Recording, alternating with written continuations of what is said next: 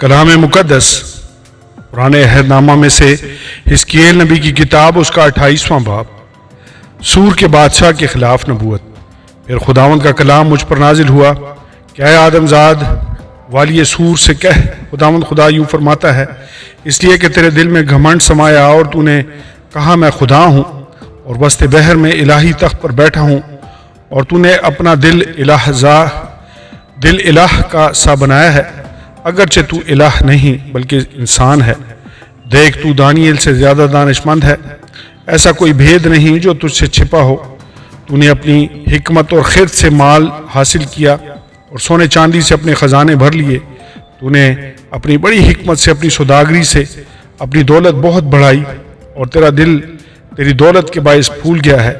اس لیے خداوند خدا یوں فرماتا ہے، چونکہ تو نے اپنا دل الہ کا سا بنایا، اس لیے دیکھ، میں تجھ پر پردیسیوں کو جو قوموں میں ہیبت ناک ہیں چڑھا لاؤں گا۔ وہ تیری دانش کی خوبی کے تلوار کے خلاف تلوار کھینچیں گے اور تیرے جمال کو خراب کریں گے۔ وہ تجھے پاتال میں اتاریں گے اور تو ان کی موت مرے گا جو سمندر کے وسط میں قتل ہوتے ہیں۔ کیا تو اپنے قاتل کے سامنے یوں کہے گا کہ میں الہ ہوں، حالانکہ تو اپنے قاتل کے ہاتھ میں الہ نہیں بلکہ انسان ہے۔ تو اجنبی کے ہاتھ سے نامختون کی موت مرے گا، کیونکہ میں نے فرمایا ہے، خداوند خدا فرماتا ہے۔ سور کے بادشاہ کا زوال۔ اور خداوند کا کلام مجھ پر نازل ہوا کہ اے آدم زاد، سور کے بادشاہ پر یہ نوحہ کر اور اس سے کہہ، خداوند خدا یوں فرماتا ہے کہ تو خاتم الکمال دانش سے معمور اور حسن میں کامل ہے۔ تو عدن میں باغ خدا میں رہا کرتا تھا، ہر ایک قیمتی پتھر تیری پوشش کے لیے تھا، مثلاً یاقوت، سرخ اور پکھراج اور الماس اور فیروزہ اور سنگ سلیمانی اور زبرجد اور نیلم اور زمرد اور گوہر شب چراغ، اور سونے سے تجھ میں خاتم سازی اور نگینہ بندی کی صنعت تیری پیدائشی کے روز سے جاری رہی۔ تو ممسوح کروبی تھا جو سایہ افغن تھا، اور میں نے تجھے خدا کی کوہ مقدس پر قائم کیا۔ تو وہاں آتشی پتھروں کے درمیان چلتا پھرتا تھا۔ تو اپنی پیدائشی کے روز سے اپنی راہ رسم میں کامل تھا، جب تک تجھ میں ناراستی نہ پائی گئی۔ تیری سوداگری کی فراوانی کے سبب سے انہوں نے تجھ میں ظلم بھی بھر دیا اور تو نے گناہ کیا۔